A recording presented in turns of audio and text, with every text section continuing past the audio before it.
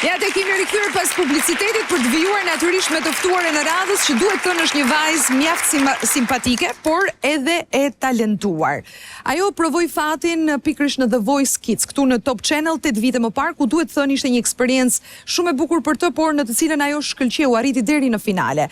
Dhe ndër këto vite ka arritur të shkel skena të rëndësishme festivalesh për të vërtetuar që është një nga zërat më të veçantë, do të thosha, të muzikës live në kryeqytet. Më besoni kur ju them që premton vërtet shumë, por gjithsesi nuk do të flasim vetëm për këngën dhe muzikën, çka padyshim është pjesë e rëndësishme e jetës së saj, por për rrugtimin që e ka sjellë deri më këtu. Mirëprisni, Frensi Revania!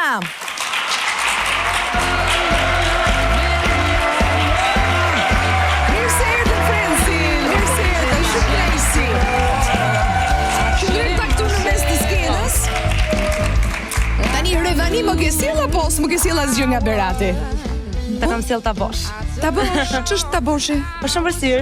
Është tipike e Beratit? Po. A vërtet, si është kjo ëmbëlsira tipike e Beratit? Është tip shkume, mbuluar me arra, mami me ka shumë qef, kështu që mendova që mund ta pëlqesh edhe ti. Super, do provojmë tabosh Berati, sot na e ka sjell Frensi Revania. Sa i bukur ky emri. Shiko. Ne po diskutonim pak përpara se të fillonim intervistën dhe po i thosha Frensit, ke një ngjashmëri dhe pa mbaruar unë fjalin, më tha po e dita me Era Rusin. Ta thon shumë, ë? Ta thon shumë shpesh, po. Po nuk është se keni ndonjë lidhje gjaku. Jo, lidhje gjaku jo. Okej, po ti mendon që je më e zonja se Era? Më e talentuar se Era? Normalisht që jo, unë mendoj se çdo artist ka specifikat e veta, ka veçantitë e veta. Era ka shumë më shumë vite eksperiencë në të... Padyshim, po ti mund të kesh një timbër zëri më të veçantë. Nuk më pëlqen të krahasoj. Nuk do krahasime. Thash ta rivalizojmë pak Erën dhe ta ngacmojmë pak. Bëj shaka, unë kam shumë mikë dhe dua shumë të ftoj të ulesh të reatohesh. Do ndiqim së pari klipin edhe nisim bisedën.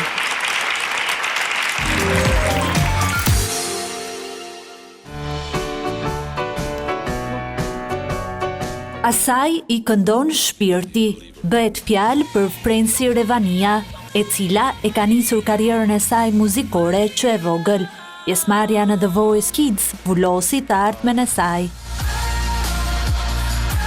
Kur pash ekranin e The Voice Kids doja shumë që të merra pjesë, dhe që kur isha e vogël e kisha ëndër që të isha në skenën e The Voice Kids. Me një zë të veçantë, të fuqishëm dhe plot emocion, Frensi arrin të rëmbej zemrat e publikut në çdo performancë live.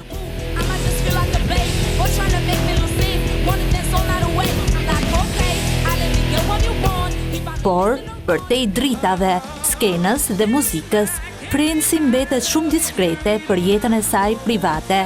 Sot, nëse luan topi, do të zbulojmë anën e saj të panjohur.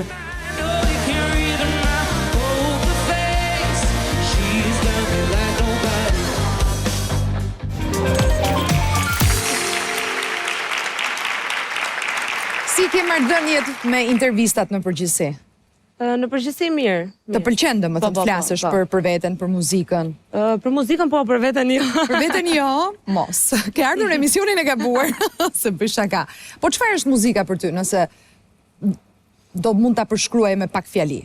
Unë nuk e mbaj mend veten time pa muzikë. Unë kam filluar që e vogël të kisha ato premisat e para që doja të vazhdoja të bësha këngëtare, të kisha një karrierë me muzikën. Pra që e vogël këndoje dhe ëndërroje të këndoje? Nuk dija të këndoja, që e vogël aty te Voice, sikur erdhi pak zëri, po që e vogël kam dashur, që në abetare më kanë dhënë një këngë, se i thash të gjithëve në klasë që dua të bëjmë këngëtare, e thanë okej, po jam bëjmë qefin kësaj 5 vjeçares tonë. Edhe ja ku bëre në fakt.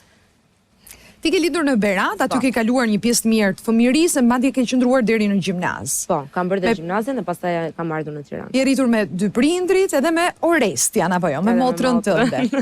Që është 7 vite më e madhe? Po. Okej. Ndërkaq, na kanë treguar që ke qenë shumë e shkathët, edhe të pëlqente biçikleta, të pëlqente skateboard. Aty nuk duket, po sa u rrita dhe pak fillova të bëhem pak si të shumë harakat, mund të them, se babi më ka rritur ashtu, më merte me vete kudo, ka pas qef ciklizmin vetë dhe... Edhe të merte edhe ty? Më bleu dhe mua një bicikletë dhe të dy në për Berat me bicikletë. Sa qef!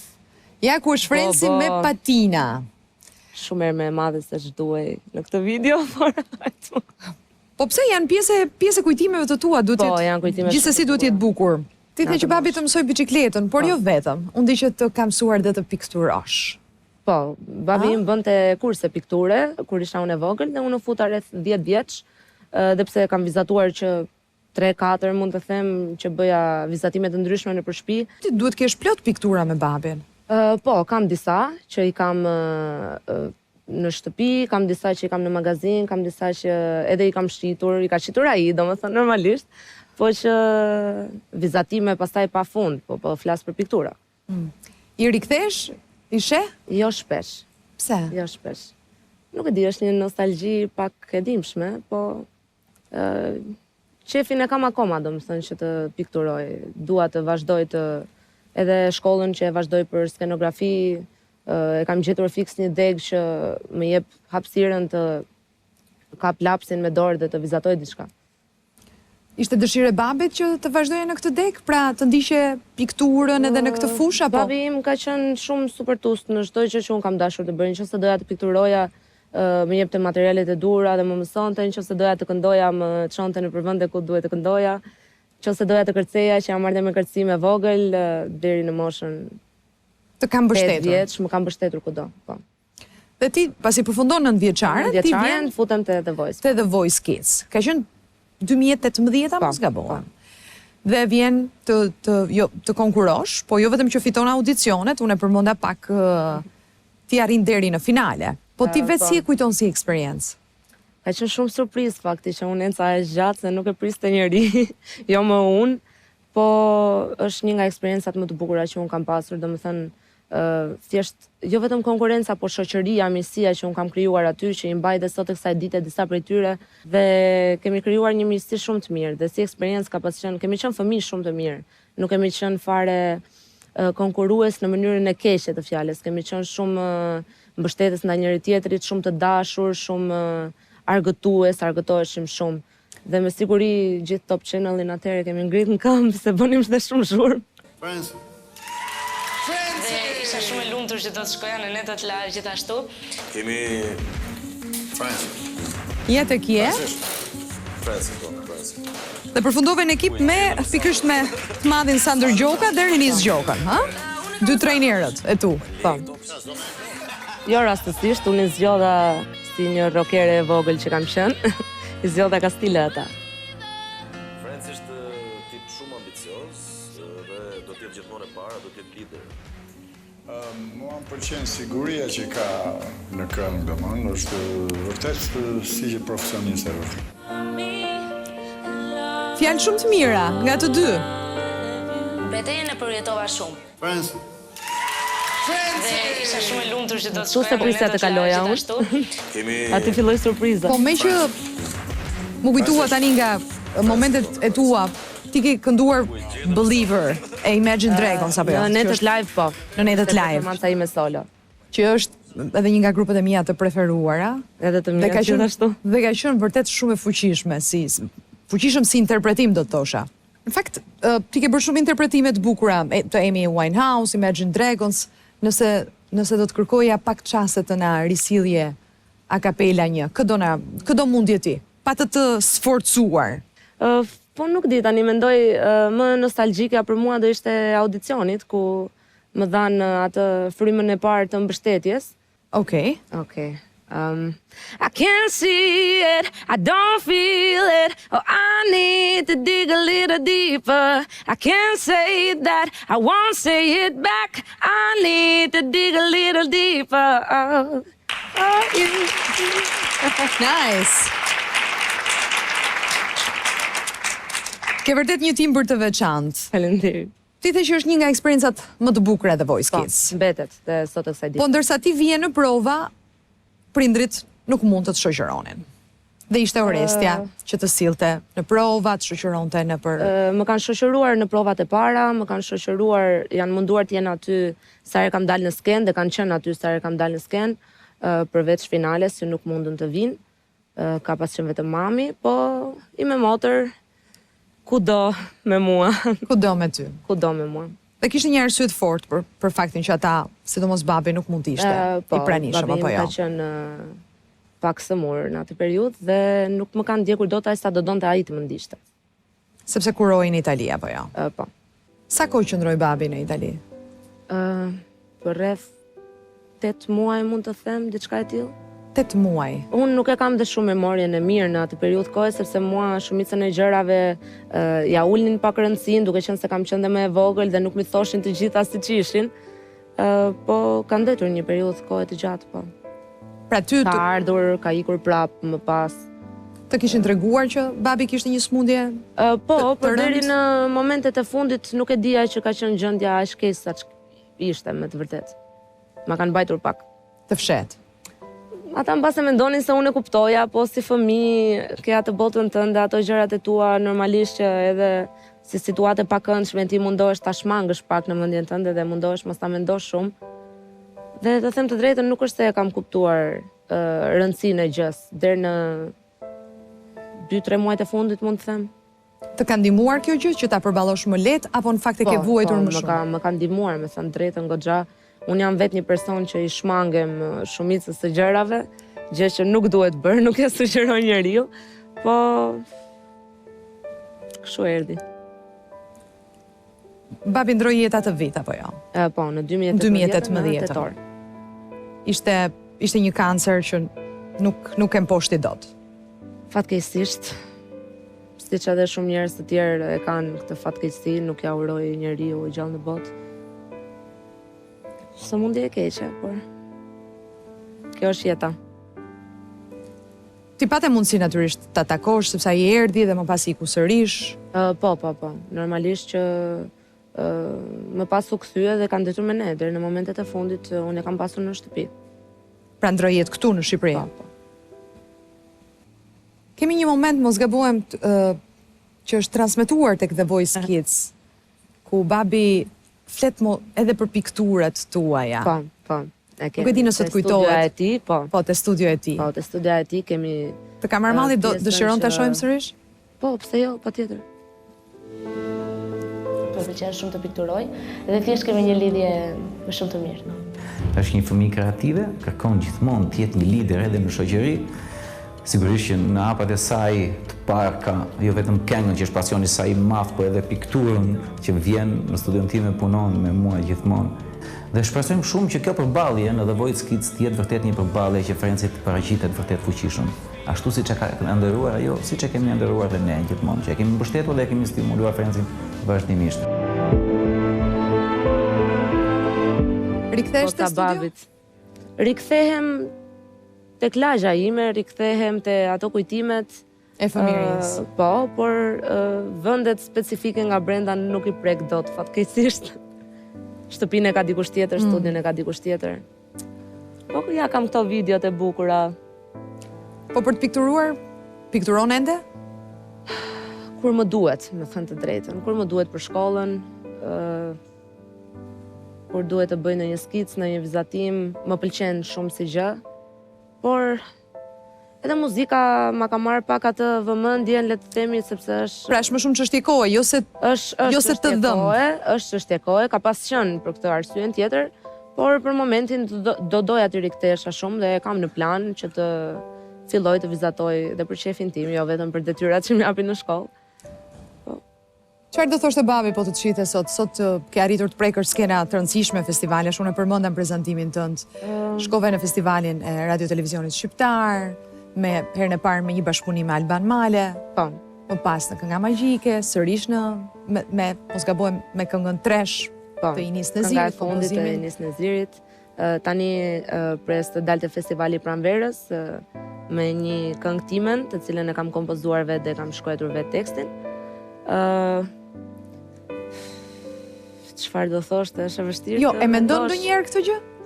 Pra, kur ngjitesh në skenë edhe këndon, e mendon ndonjëherë që thjesht që do ishte shumë krenar për mua dhe kaq. Po mami? Nuk dua ta mendoj çfarë do thoshte specifikisht se normalisht, po e di që do ishte shumë krenar për mua. Mami ma thot çdo ditë sa krenare është për mua.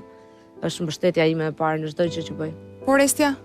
Edhe Orestja gjithashtu. Ta thot. Për të dyja shoqe, le të themi, në këtë moshë. E ti që Orestja shkruan shumë bukur? Unë nuk e di nëse ke provuar të bashkëpunosh, bësh një tekst, domethënë, që ajo të krijojë një tekst këngë për ty. S'na ka shkuar mendja. S'të ka shkuar mendja. Mbase pasi të lexoj letrën e saj, do bindesh. Oh, okay. I kam shndruar vitet e jetës sonë në një shkrim, në disa fjali mbushur më së shumti me lumturi të vogla. Ato që për botën duken të zakonshme, por që për ne kanë qenë gjithmonë të mëdha. Jo pak herë më vjen ndërmend muzgu i 14 qershorit tënd të parë. Kur pas hipa në makinë, më thanë që tashmë u bëra me një motër. Dhe sinqerisht nuk e di nëse kam qenë gati për këtë rol, sepse askush nuk më paralajmëroi që motër e madhe do të thoshte një alarm sigurie 24 orë. Mes darkave të dimrit dhe mëngjeseve të verës, pati ditë, muaj, por edhe vite plot kujtime, të cilat kaluan shpejt dhe aty midis në jetën tonë të bukur pati vend edhe për një pauzë dramatike. Dhe pikërisht aty mes dramës sonë të madhe, dua ta zbukuroj pak. Aty fillove që të rritesh e ti. Të kam parë të rritesh mes dy botëve, asaj të rregullave dhe asaj që kishe vendosur vetë në kokën tënde. Dhe çuditërisht fitonte gjithmonë ajo e dyta. Kjo sepse karakteri yt nuk hyn dot në asnjë kuti. Je bërë shpesh e paduruar me mua dhe unë motra jote më e madhe, të kam bezdisur më shumë se ç'duhet. E di. Por ndoshta nuk dija ç'të bëja me mungesën time, me frikën time, se ti aq e vogël po rriteshe dhe s'mund të mbroja aq sa duaj. Se një ditë do të kishe një jetë ku unë nuk do dija më gjithçka për ty.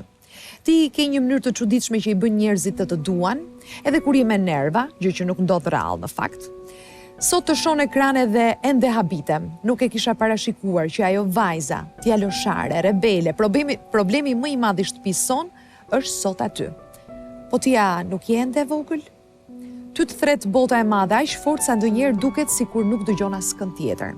Dhe unë zemrohem sepse dua të mbaj pak më gjatë aty tek frensi i vogël.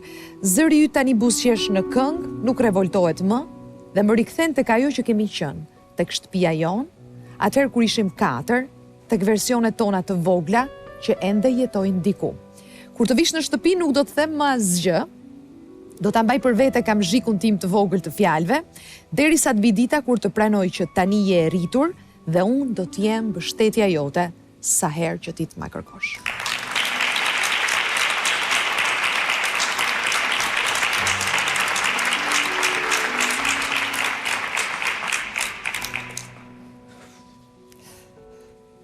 Ta thash që shkruan shumë bukur. Erdhi dhe kjo ditë që më bënte të qaja. Mund ta kuptosh dhe nga sytë e mi. Më kishin thënë që bëni surpriza te ky emisioni, po se prisha. Po të filloj të flas, do qaj akoma më shumë, edhe nuk jam tipi që dua të prekem në ekran.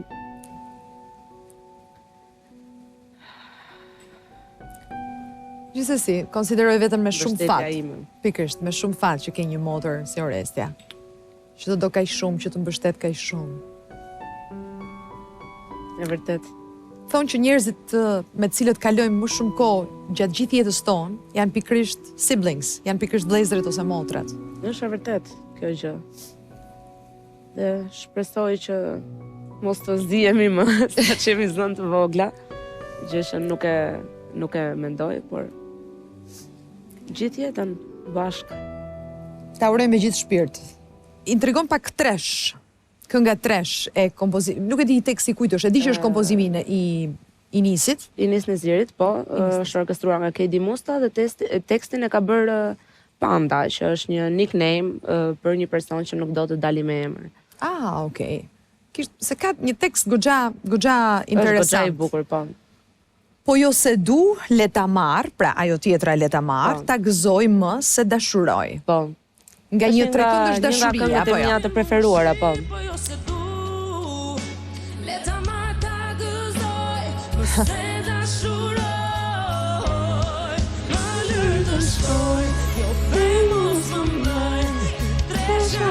E ke gjetur ndonjëherë veten në një trekëndësh dashurie? Jo, me thënë drejtën, nuk mendoj se ka qenë një gjë që unë e kam pasur në eksperiencën time, mendoj se trekëndshat e dashurisë janë për njerëz shumë të dashuruar që i ndodh një tradhti e madhe në jetë. Unë jam akoma e vogël, nuk... Po, patjetër. Është një nga projektet e mia të preferuara, mund ta them këtë gjë sepse edhe vokalisht kënga më përshtatet shumë, por A vërtet? dhe po, mendoj se ka kapur ato detajet që unë kam dashur. Për tresh. Për tresh, po. Okej. Po ti raportet me dashurinë si ke? Ato të vërtetat flas. Po, për momentin jam me dashuruar, jam në një marrëdhënie. Sa bukur. Dhe jam me lumtur. Dukesh nga buzëqeshja. Të rezaton fytyra. Ti vazhdon të këndosh, unë e thash pak, live apo jo? Po. Muzika live është një gjë që nuk më lëshon kur. Është bërë një pjesë imja tashmë, është bërë një gjë që unë nuk rri dot, sikur të them 2 javë, 3 javë pa pasur një live, një gjë ku unë dalë në skenë dhe jap një pjesë timen dhe marrë mbështetjen e njerëzve, është një gjë që mua tashmë më karakterizon. Pra është diçka që të ushqen shpirtin, po thua. Po, patjetër. Dhe shpresoj ta bëj sa më shumë. Sa më gjatë. Po, sa më gjatë. A nuk është pak e lodhshme? Ka net të lodhshme, ka net jo të lodhshme sepse janë shumë argëtuese, ka net që duhet të shkosh në përvende që mbase nuk bën dhe muzikën që do ti, dhe duhet të kënaqësh njerëzit, por gjithsesi po ta përmbledhësh të gjithën është mbetet gjëja që unë dua të bëj gjithë jetën time. A vërtet? Do të këndosh live gjithë jetën tënde? Sa të kem zë. Wow! Mos të shteroftë të zëri. Po, faleminderit. Ose çka më përshtypin që pas disa vitesh do duhesh të bësh mbase, domethënë, në një farë mënyrë të tërhiqesh, po, pak pushim, të tërhiqesh, të bësh live po më të rralla, le të themi. Të gjithë artistët, jo vetëm në muzikë, por në çdo lloj arti që ata bëjnë, kanë nevojë për pushimin e vet sepse duhet të rikarikohesh, duhet të inspirohesh sërish. Çfarë mendon për performancën, interpretimin e Alis në Eurovision? Si tu duk? Performanca e tij mendoj se na ka bërë krenar. Pavarësisht se çfarë thuhet në përjetë, unë mbetem një mbështetëse e madhe e vokalit të tij dhe si ta them, modestisë së tij si artist. Ka qenë një përfaqësim shumë i denjoni.